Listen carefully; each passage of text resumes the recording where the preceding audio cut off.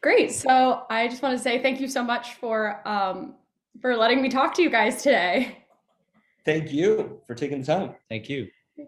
So right off the bat, really loved this movie, and I think this Italian Studies really perfectly captures that very human "why did I walk into this room" energy. Is there a time in your personal life where you feel like you forgot something major? What did you do to figure it out, or did you ever figure it out? Huh. That's a really good, cool way of describing it. Um, I don't know. I feel like, but I do feel I was thinking about this last night. You probably have a good answer to this. I'll get off mine pretty quickly. But I was thinking about like last night how often I do think I'm disassociating in minor ways. Like I I did this Q&A last night, and it was at a place where I used to work. It means a lot to me to do this. And I felt like afterwards, when I was thinking back on the Q&A, like, what happened? I don't even remember it. And also, like, I feel like I was stoned, and I wasn't. I was sober. And so I don't know. It feels like it's something that happens a lot. I don't know if you have a specific. I have a specific Do it. event. Yeah. First off, Adam is the GOAT. Adam is awesome. You know, You're now doing that to start these interviews? Yeah. He ended the last interview by saying, I don't say Adam's great enough. You don't need to say Adam is awesome. Adam's Gotta great. be in there. Gotta be in there. So I went to high school at this place called St. Anne's. And by the end of high school, nobody would talk to me or even associate with me because I was such a degenerate kind of menace type figure. I just hang out at the social security office all day and just get into trouble and just hang out with homeless people and stuff like that. And after I did the movie, got kicked out my folks' place, was homeless for a while, living on the subway and in the streets. And eventually, my parents let me come home, and there was a party full of St. Anne's kids. It was just like a St. Anne's party, and I went to the party, and it just went so terribly.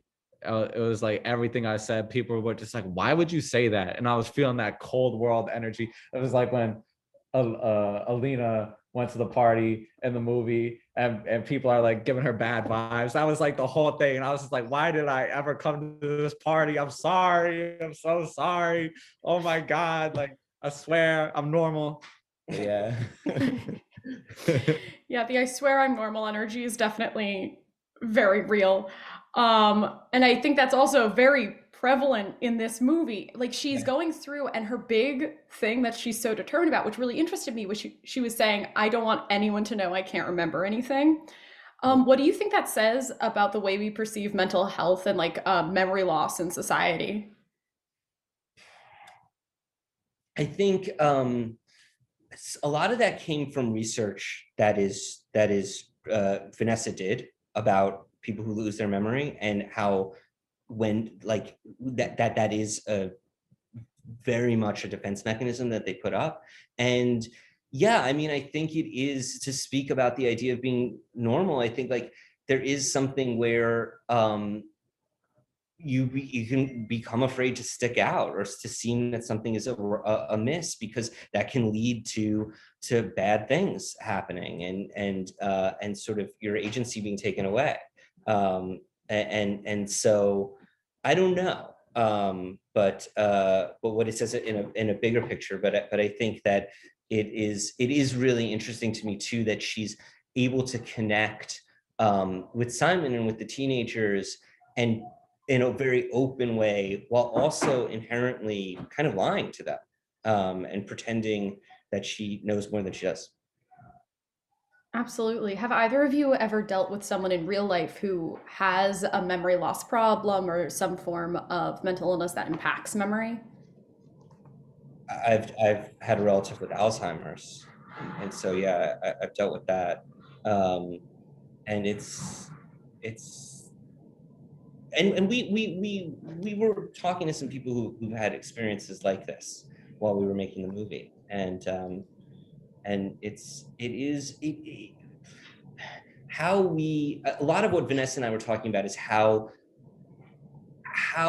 what being present means, and that in some ways Alina is more present with Simon when she doesn't know who she is than she is in London, when she's like walking into the music studio, and because she's there. I'm with my husband. I'm a cosmopolitan person. I'm putting on the niceties that I'm supposed to put on. And so while she knows who she is in London, in some ways in New York, and definitely in the interview space, she's really able to be more aware of her surroundings. And that was something that was very interesting for Vanessa to explore. Amazing. I also thought that the interview space and that real combination of reality and fiction in the movie was so interesting. Like you have a lion's share of the cast is using their real names. There's a lot of reality in there. So what was it like creating that perfect balance in the movie? Where, because honestly, as an audience member, you really do get that feeling that you're not quite sure what's real and what's not. And you know that she's feeling that way too. So both from the behind the camera side and from the acting side of things, how is the marriage of those two realities dealt with?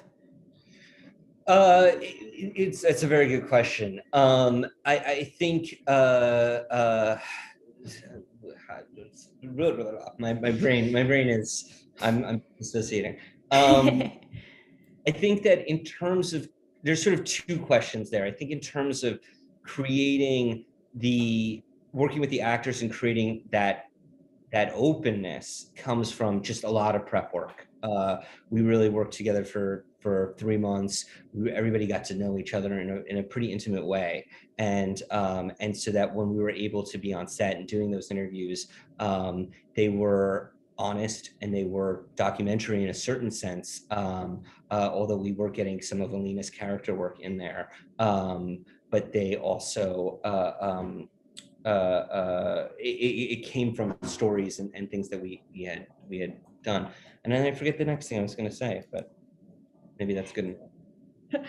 Fitting for the film. And also in terms of crafting that balance, that comes a lot from the story that we had is the story that the script that we had is the story that we ended up making, but we knew that we were creating and crafting that balance between what is real, what isn't, how disoriented the audience can be and should be in terms of feeling Vanessa's experience, Alina's experience, mixing in the real elements of it and the sort of more surreal elements of it was going to be a tricky balance. And we really did allocate a lot of time for the edit, and I just give a ton of credit to my editors for their work in striking that. And we did a ton of feedback screenings too, of just like trying to hit that balance where where you're not frustrated with the movie, you're curious. Yes, you definitely did hit that. I was like, I'm not sure, like not sure what's happening, but in a purposeful way. It was like, I don't know what's happening, but I want to know. Like, I want to keep digging. So it was great. Yeah. How was it, Simon, for you from the acting side, balancing that? What's real and what isn't? Yes. Coming at it, because I know you're named Simon, your character's Simon, but you're dealing with this other character who's kind of living in this what's real, what's not type world.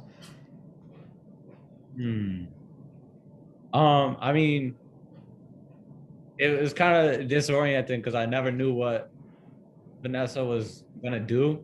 Like she would, as Adam said, she would like really push things to the extreme and take the vibe of a scene and just really go with it. And I was like, oh my God, what do I do? That was disorienting. And like I'd be real in a scene and then I'd like get roasted or burned a little bit. And I was like, ugh, my feelings would get hurt, and then I would like show it getting hurt on the screen. I was like, oh man, Adam's just gonna love my feelings getting hurt on the screen. Amazing. Last super quick question. One of my favorite parts of this is when she finds out she is an author, and the first kind of reconnect into who she is reading her own book. And she says, one of the teenagers asks her, do you forget everything after you've written it? And I was wondering if that's a real experience you have, Adam. No, I don't think so. And I don't know if it's true for the actual Alina either. But it is interesting because the movie comes out on Friday and it feels none of this stuff is ever done. Like my first movie that I shot 11 years ago, we're still looking at, there's still forms to sign and things like that. But it does feel like it it is over on Friday in some ways, and that it becomes a different kind of memory, definitely. But one of the things that I'm so interested in Alina's in that is that like the way she carries herself in London when she knows she's an author versus the way that she carries herself when she thinks she's an author, is told she's an author, and how an author is supposed to act. And so it's like she's talking a lot about being an author, which I don't think the Alina in London, like when Annika says, "Oh, and I read your books," Alina's like, "Oh, that's very sweet." Whereas like the Alina in New York would be like, right, because like is really like, this is how an author is supposed to act. I'm going to sign my name. I'm going to see myself as an author. And so I think that there is something too about like when an identity is projected on you. Absolutely. All right. Well, thank you so much for talking with me. Congratulations on your movie. Thank you. We really appreciate it.